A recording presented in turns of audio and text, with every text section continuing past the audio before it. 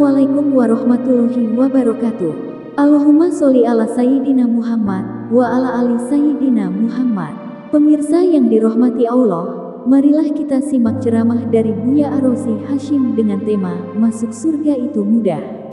Sebelumnya marilah kita perbanyak sholawat minimal 1000 kali sehari, agar hidup kita penuh barokah dan mendapatkan syafaat kelak. Jangan lupa berikan dukungan kepada channel kami dengan memberikan super thanks seikhlasnya. Marilah kita doakan agar Buya Arozi Hashim dan keluarga diberikan kesehatan dan kebahagiaan dunia dan akhirat.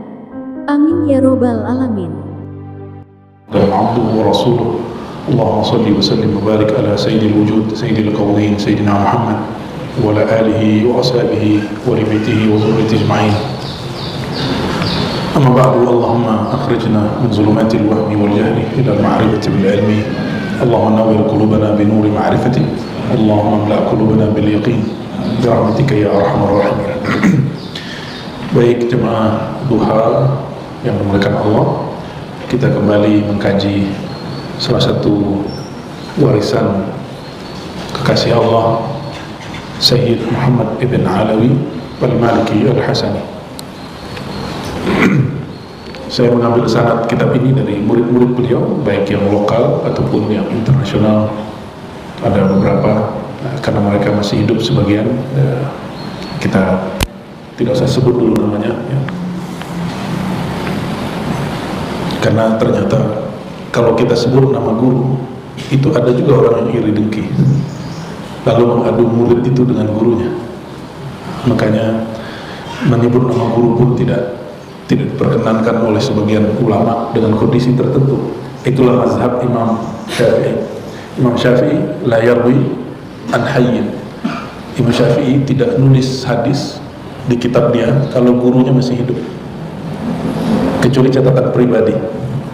Namun itu tidak diikuti oleh Imam Ahmad. Makanya Imam Ahmad hadisnya banyak, Imam Bukhari hadisnya banyak. Kalau Imam Syafi'i hadisnya tidak sebanyak hadis Imam Ahmad, tapi tetap banyak. Bahkan kitab beliau Al-Um itu salah satu kitab favorit kami ya, karena mengajarkan bagaimana cara meramu hukum dari hadis-hadis Nabi Sallallahu Alaihi Wasallam.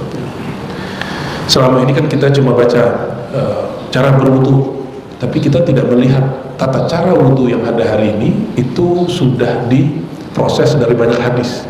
Maka dipilihlah oleh beliau mana yang terkuat. Nah, itu yang disebut idza shahhal hadis wa huwa mazhabi. Jika dia sahih, itu mazhabku. Sahih maksud Imam Syafi'i bukan sahih menurut Al-Albani, bukan sahih menurut Bukhari. Sahih menurut Imam Syafi'i itulah yang jadi mazhab Syafi'i hari ini. Maka yang kita amalkan di mazhab Syafi'i itu adalah yang sahih menurut Imam Syafi'i dan pengikut-pengikut Imam Syafi'i. Oh, hadisnya dianggap dhaif oleh imam yang lain, itu imam yang lain. Maka kriteria sahih bukanlah suci. Yang sahih itu adalah hasil kreasi para ulama ya. Maka kita tidak akan mengkultuskan oh ini sudah disahihkan Bukhari, bisa jadi nanti ada yang mendhaifkannya.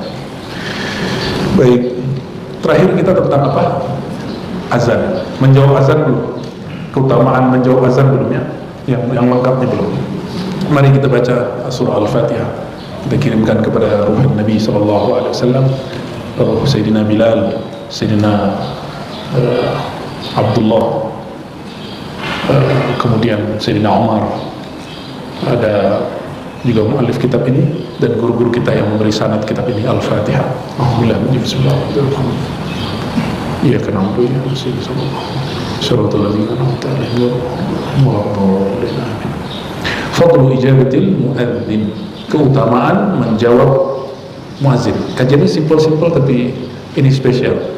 Ini salah satu bagian dari keistimewaan umat Nabi Muhammad sallallahu alaihi wasallam adalah menjawab azan. Sudahlah azannya tidak ada di agama sebelumnya, tentunya juga tidak ada keutamaan menjawab azan di agama sebelumnya. Maka dengan adanya azan di dalam agama kita, tentu ada juga keutamaan menjawabnya ya. Di cetakan ini halaman 52, fadlu ijabatil muadzin, keutamaan menjawab muadzin. Muadzin itu kalau bahasa Melayu lama itu bang, orang yang bang itu orang azan. atau abang gitu. Jadi kalau di sini kan bang itu si abang ya. Kalau di sana bang, bukan bang kakak, tapi orang azan itu disebut dengan sebutan begitu ya. Al-muazzin berarti al-mu'lim di waktu salat, orang yang memberitahu waktu salat. Min syarafil ummatil muhammadiyah ya. Kita sudah baca Fatihah tadi? Sudah? Ya. Satu lagi Fatihah untuk orang-orang yang berjasa untuk membuat pengajian ini ya. Semua pengurusnya, semua pewakaf masjid ini ya, dan para santri-santri Kiai Abdul Rahman dan guru-guru di sana. Al-Fatihah.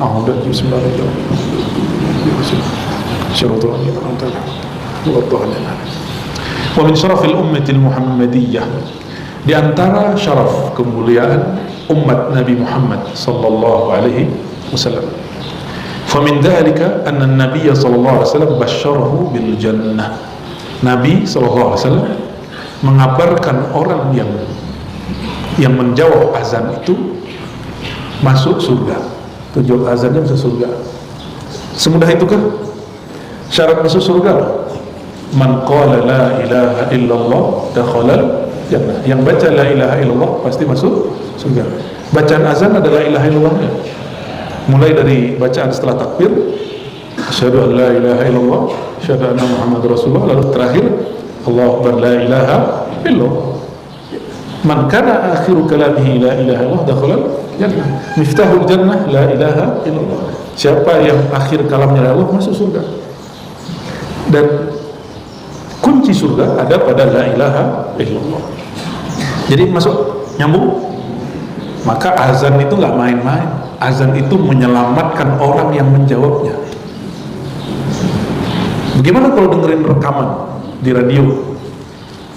Gimana tuh? Ya, tingkatkan karena jamnya masuk, menjawab ya. Kan di zaman Nabi nggak ada teknologi itu, jadi kita nggak tahu juga jawabannya dari Rasulullah Sallallahu Alaihi Wasallam. Yang penting ada azan, kita jawab, mau direkaman atau tidak. Karena di Uni Emirat Arab, di masjid-masjid besar itu azannya itu rekaman azannya Masjidil Haram yang ditaruh di situ. Jadi pas Jumatan saya mikir, suaranya kok kayak di Masjidil Haram. Ternyata itu rekamannya. Jadi ulama sana memperbolehkan azan dengan rekaman gitu. Cuma yang afdal manusia beda. Jadi kalau yang azan itu yang bernyawa, itu tarikannya itu lebih dahsyat. An Umar bin Al-Khattab radhiyallahu ta'ala anhu, dari Sayyidina Umar radhiyallahu ta'ala anhu, beliau berkata, qala Rasulullah sallallahu alaihi wasallam, idza qala al-muadzin Allahu akbar, apabila muazzin baca Allahu akbar, lalu kamu baca faqala ahadukum Allahu akbar, Allahu akbar. Selama ini cuma dengar dari guru ngaji, sekarang kita dengar hadisnya, bahwa ini hadis Sayyidina Umar. Jika kamu mendengar muazzin baca Allahu akbar, lalu kamu menjawab Allahu akbar, lalu muazzin baca asyhadu an la ilaha illallah, kamu jawab asyhadu an la ilaha illallah. Muazzin baca asyhadu anna Rasulullah, kamu jawab asyhadu anna Muhammadar Rasulullah. Muazzin baca hayya 'alas shalah, kamu jawab la haula wala quwwata illa billah. Begitu juga hayya 'alas shalah, la haula wala quwwata illa billah. Dan setelahnya Allahu akbar, jawab Allahu akbar, la ilaha illallah, jawab la ilaha illallah. Lalu disebutkan di ujung hadis, jika muazzin qala la ilaha illallah, lalu si yang mendengar menjawab la ilaha illallah min qalbihi, ini syaratnya, dia membaca diikut sertakan dari dalam qalbunya, dakhalal jannah, semudah itu masuk surga. Terus siapa yang bilang masuk surga sulit? Kurang piknik. Masa hadis begini nggak ngerti? Ini hadis Muslim. Maka saya mempertanyakan ustadz-ustadz dai-dai yang mengatakan masuk surga itu sulit. Jangan-jangan dia nggak kenal Rasulullah Sallallahu Alaihi Wasallam. Ya. Katanya tulubul ilma, tuntutlah ilmu dari yang lah dari buayan sampai ke yang lain. Nah, itu bukan hadis.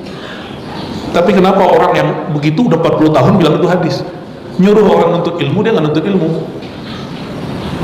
Makanya Allah marah sama orang begitu.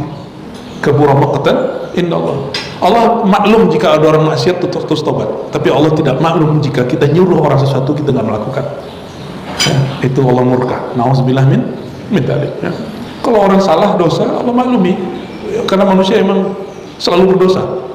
Tapi jika menyuruh sesuatu yang dia tidak lakukan, itu jadi masalah. Jadi mudah. Sulit nggak jawab azan? Ada yang bilang sulit? Saya sholatin. Ada yang bilang sulit nggak jawab azan? Yang ada males. Makanya menurut hemat kami, nonton, buka, mendengarkan musik dan segala macam di saat mendengarkan azan itu makruh secara fikih, tapi secara hakikat berarti menolak undangan masuk surga. Ya, tidak haram, tapi makruh. Tapi secara hakikat itu menolak undangan masuk surga. Ya. Namun guru saya mencontohkan sesuatu dulu, Dr. Aiman Syawwa. Beliau ini ahli Quran dan ahli Nahu di Syam, di Damaskus. Beliau ketika ngajar, dan itu azan, ngajar itu ilmu itu wajib, sedangkan azan menjawabnya sunnah. Maka dia selesaikan taklimnya, selesai baru dia jawab azannya. Azan sudah selesai 3 menit lalu. Itu saya baru dapat dari guru saya, Syekh Aiman Syawwa, ya.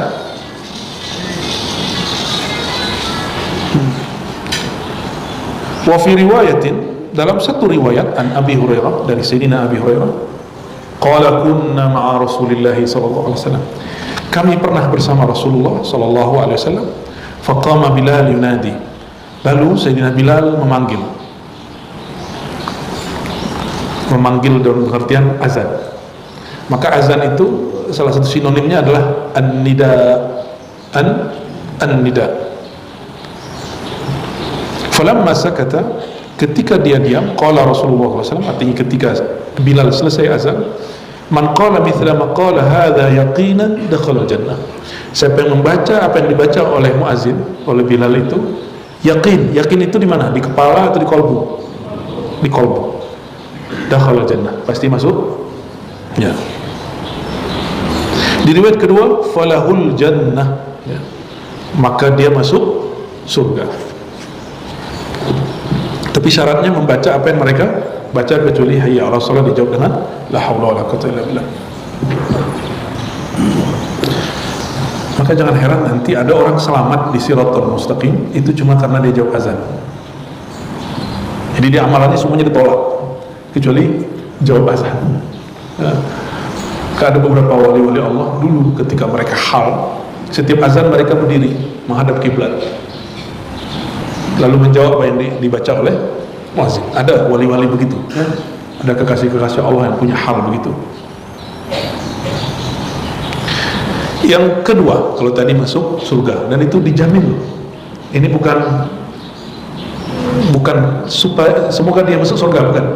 Dijamin masuk surga.